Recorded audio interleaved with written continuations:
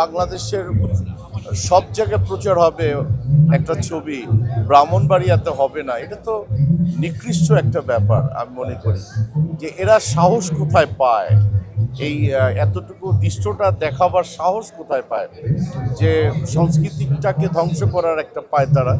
দেখুন, আমি ইসলাম ধর্ম পালন করি, আলহামদুলিল্লাহ, আমার নবীর উম্মত আমি আল্লাহ আমাকে উমরা করিয়েছেন।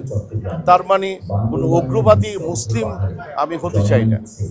আমি ধারণ করতে চাই, আমার কোরআনকে ধারণ করতে চাই, আমার ধর্মটাকে ধারণ করতে চাই, আমার নবীজিকে আমি ধারণ করতে চাই, এবং দিন শেষে আল্লাহ সুবহানাহু ওয়া তাআলার কাছে চলে যেতে হবে, এটাই বাস্তব।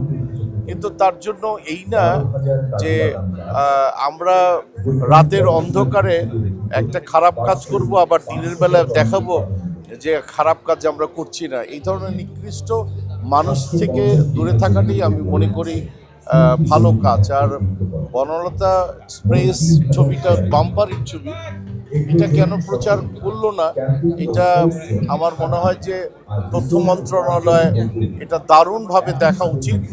আমি মনে করি যে পার্থ ভাই দায়িত্ব নিয়েছেন নতুন করে, স্বপন ভাই আগে ছিল, এবং পার্থ ভাইয়ের উপর আমার ভীষণভাবে কনফিডেন্স। এইটা দারুণভাবে উনি এটা মোকাবেলা করবেন এবং সাংস্কৃতিক বিকাশে এগিয়ে নিয়ে যাবেন।